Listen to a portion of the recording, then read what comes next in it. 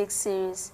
It is a face-to-face TV encounter which offers children the opportunity to ask leaders of the nation questions which constantly bother their minds. Today, the searchlight is on the ex-president, His Excellency Mr. John Agyekum Kuffuor. Kids, ladies and gentlemen, join me and the ex-president, His Excellency Mr. John Agyekum Kuffuor, in this encounter. Your Excellency, you are welcome to today's encounter. Thank you, son. Your Excellency, you were once a child. Who are your parents and where were you born? I was born in Kumasi, Okay. long time ago. Everything going fine. I hope I'll be 77 Okay.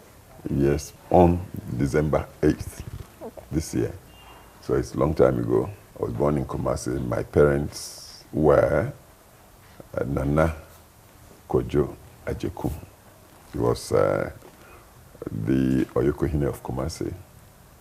And my mother was Nana Amba Dapa, was Queen Mother or Obapenyi of Apaja Kumasi. Okay. So both of them were Kumasi people. Okay. How was it like for you growing up? Very fine for me. I lived within, is it a triangle, about 3 homes. My father's home, my mother's home, they didn't live together. They lived in their own homes. My brother-in-law was the then Asantehini, Kuffuor Ajiman Prempe II. So as I was growing up, as far as I can remember, I was either in my mother's house, say in the morning, then I would move to my father's house in the evening, and occasionally to Asantehini's palace. So that's how I grew up. Excellency, what subjects do you study in school to become the president of a nation?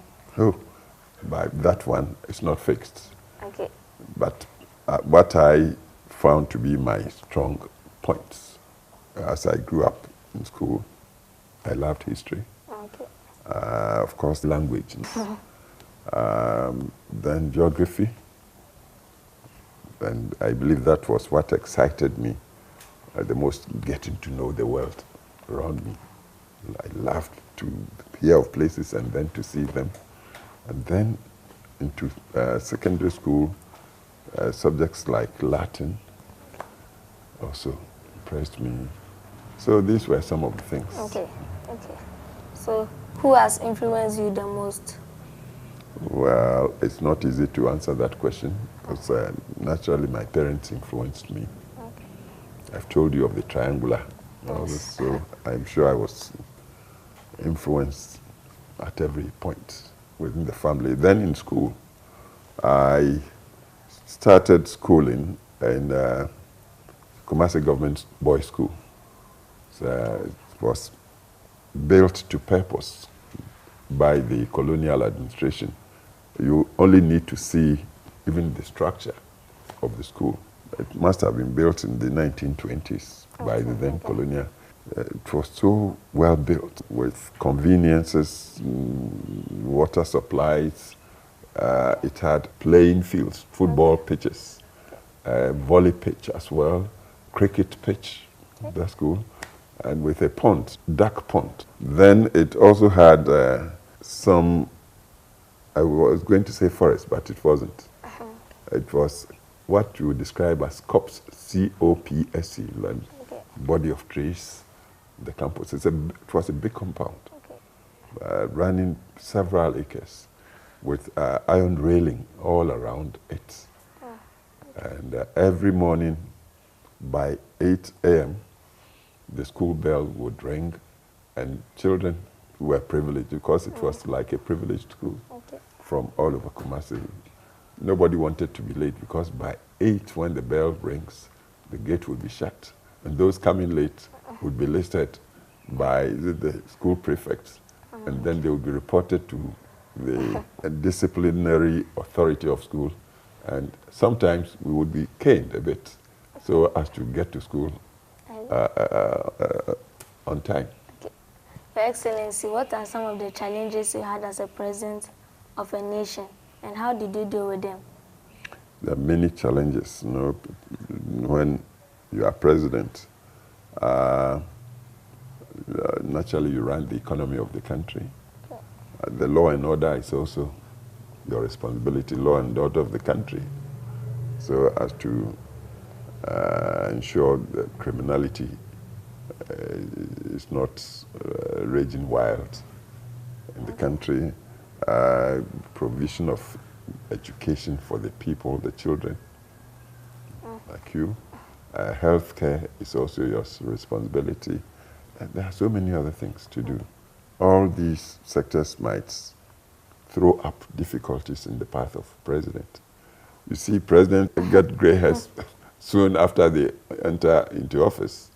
It's all because of the many problems that confront them.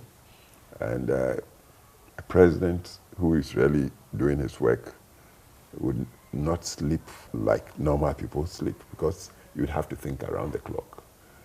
For instance, your telephone might never be put off, because you do not know when your security agencies might want to connect with you. So that should be there. Even as you try to take a nap, you have to think of that. But all the ministries work to you. Okay. You are head of your cabinet, and also the public sector generally. So there are so many things. Doing the roads, infrastructure, and the electricity supply. You have to take care, oversee all of these things. It's a difficult challenge, difficult work. So, Your Excellency, what are the roles of the coat of arms, the national flag, and the national anthem in governance? The people of the country must always know the nature of their country. And this nature is defined by the constitution of the country. And along with the constitution, the nation gives itself a motto. The motto of Ghana, for instance, is freedom and justice. If you go to Black Star Square, you'd see this motto printed on that, freedom and justice. That's our national motto. And then, of course, you know the colors of the national flag, and then the emblem of the nation of Black Star, in the protection of two eagles, and underneath, again, freedom and justice. We must all know these things. We know the national anthem, and the pledge, of course, just to make us aware that we are one people, one nation, with a common destiny, and that we should all hold together to protect and also uphold our nationality. Otherwise, we will live in a land of chaos. We wouldn't be one people. So these are the important rules. Mr. Ex-President, how and where did you find inspiration? Well, as you grow up, along the way, you get stirrings in you to help you discover the role you want to play within your community. As I grew up and through the various schools I studied and the connections I made with people, I came to realize by the time I was going into secondary school, around 1954, 55, that perhaps my vocation or calling was in politics. Through school and the subjects that attracted me, and then after school into the tertiary level, where I studied law, philosophy, politics, and economics. That's into the early 60s. My mind was set that perhaps my career would be in politics. And for politics, the subjects I studied really prepared me. Because when you get the chance, you'd see that understanding of politics, running a nation, the understanding of economics, which is crucial because without the wealth and its management to support the nation, again, there will be chaos. So efficient management of the economy is crucial. Then philosophy, which helps you to be reflective, to think. You must have a very supple mind. You don't just accept anything and everything you are told. You have to think within context, so as to be able to tackle problems, to see through issues and challenges, to find solutions. Okay. Philosophy helps you to do that, and it helps you also to get a sense of rightness and wrongness. Fair, because you can't be a leader of the people without a sense of balance and also some ethical outlook, insight into things. So all these subjects I was fortunate to have studied, and of course law. We talk constitution. Constitution is the ultimate law. And so with that preparation, by 64, I was set. And then I studied at that level in Britain. So when I came back home, 65 January, I was practicing as a young lawyer in some chambers in Kumasi. By 67, the vacancy occurred for the management of the city of Kumasi. And you know, Kumasi is the second city of Ghana. And I was about 27, 28. I got the opportunity to be the city manager of Kumasi. Oh, okay. And I had a staff of 4,000, if you can believe it. And I held that position for about 3 years. So by 69, I got elected to Parliament. And I was made the Deputy Foreign Minister then. So all the things, the preparation I had from infancy through schools, through professions, had more or less shaped me to go into politics. And as Deputy Foreign Minister too, I got the chance to meet internationally with quite renowned leaders. And I was studying them bit by bit, how they managed, how they had come by the great reputations.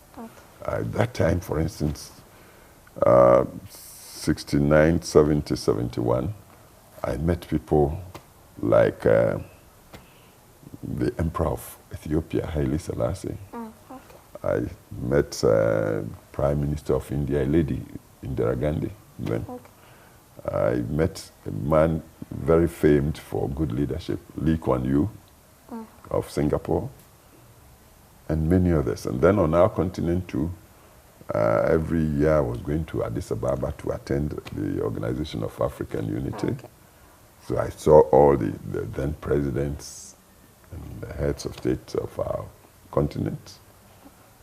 The Commonwealth Association, I also got privileged to travel to meet the leaders coming from the Commonwealth, which is quite global, and then the United Nations itself. So bit by bit, I got positioned and prepared to become president when the opportunity came in the year 2000. I contested and won. So 2001, January, I assumed the office of President of Ghana. Okay. Excellency, what are the books you read and why? Well, you read all sorts of books. You like, say, biographies about, in politics, you want to know about some of the great leaders, political leaders you heard of. But it's not all professional or serious books. Sometimes you must read other things, like romances and adventurous stories and things like that. And then anytime I have spare time, to me, some leisure time, I want to do crosswords a lot. It's not like reading, but it keeps the mind working on meanings of words and things like that. Okay, Mr. Ex-President, children will be excited to know your hobbies. Do you have any hobbies? Quite. I used to be a sportsman in my younger days. Oh, okay. I used to love soccer, for instance. Okay. I played a bit of cricket and hockey. Table tennis, I loved. Okay. And then, because of my height, I also used to like volley playing. Okay. So were you a striker then when you were playing soccer? No, I played number 5 at the back. No, defense. I used to be quite heavy and strong. Okay. As a child, what did you dream about, and did your dream come true? Into secondary, from your age, I was beginning to think politics and perhaps dreaming about politics too. So, in a way, my dream came true. Could you please tell us about your family and children? Well, I'm married. Thankfully, perhaps if you looked a bit, you saw my wife walk by. We've been married now for, is it about 52 years? Oh, okay. We were married in 1962. And we are Catholics. Okay. We got married in London. We have 5 grown-up children, 3 men and 2 women. And they have given us, together they've given us 12 grandchildren. Okay. And so we are thankful. Excellency, what do you do now that you are retired? I get invited all over the world. And I keep on, everybody wants to know what a president did when he was in office. So even this morning I went to Gimpa, you know Gimpa, at the university, to talk on leadership with a group of about 100 young men and women who have come from all over West Africa, I think from about 8 countries in West Africa, studying or doing a course in Gimpa. They just wanted to interact with me on leadership in Africa and how they are up-and-coming leaders. Leaders not only in politics, but in all aspects of life. Okay. Leadership is so crucial. There's nothing in life you do without good leadership that works. If the leadership is not there, you may not succeed. If you are in agriculture, if you are in, say, trading, whatever, you need a sense of direction and leadership. Okay. They wanted to know how they should nurture themselves to be good leaders in their various spheres of life. Okay. Your Excellency, please describe in one brief sentence how you imagine a better world for children. In one sentence? Yeah. Is that how you are marked in your exams in school? Do the examiners ask you to just give a sentence to solve all the problems? No. Childhood is a stage in life of all of us, all of us.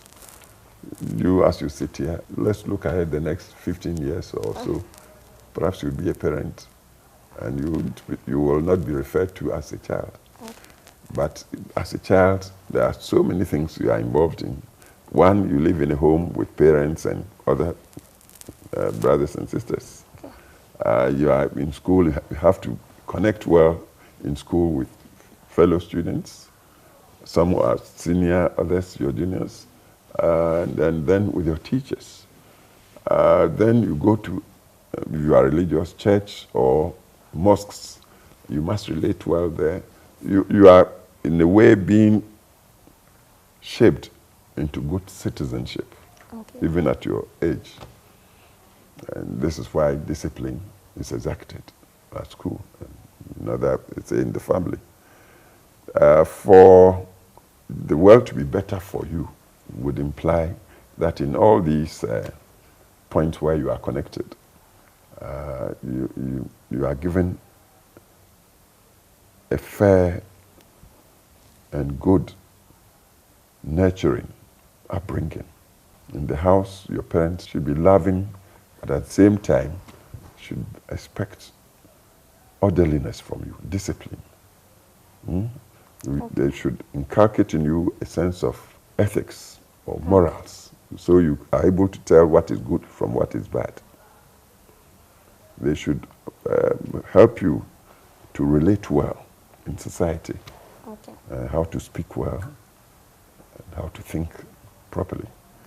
That's at home. So your parents must be responsible and should be caring. Then in school, the same. It's just a continuation of your upbringing from home. So your teachers should be good teachers that will teach you not only how to calculate maths and also read books. They should ensure you are growing up as a moral person, a human being with a good conscience. So you relate well in society. They should also ensure you are not all book. So you asked me about sports. You should, at your age, build your muscles through decent sporting. That school helps a lot in that direction. And you should also connect, because our society should be inclusive. We are multi-tribal, we are multi-religious, and we should all grow up knowing that we are interdependent and that we should be inclusive. You don't say just because that man is not from your tribe, he's that different. No. The important thing is to appreciate he's a human being like you. So the fellow feeling will be there. There will be differences of outlook and of thought, but that should not make that the other person any the less human than you. So in that respect, you accord all people you meet the decencies. You treat people with dignity. It will make for a peaceful world, a happy world for all of us. So this is how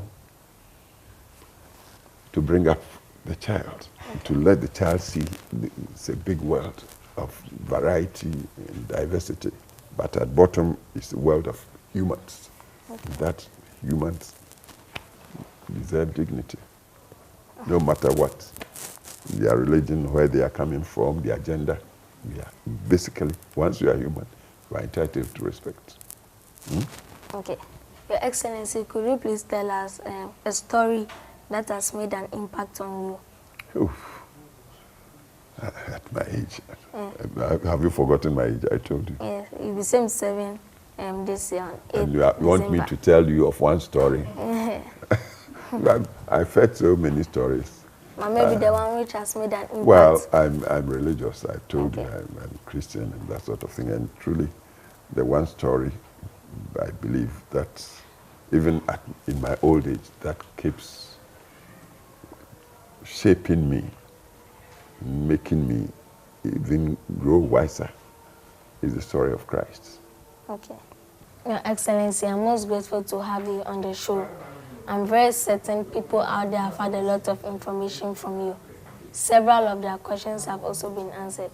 Thank you once again. Thank you, my grandson. Keep it up. Study hard and work hard. Know it's a big world, but world of people. And that if you continue to apply yourself well with diligence and with good conscience, then one day, whatever your dreams are now, you may realize them. I don't know if you are aspiring to be president. If that's your dream and you work at it, you may get there. Or if it's one of the professions, or a businessman, whatever. I wish you well. I pray for you. Thank you, sir. Thank you.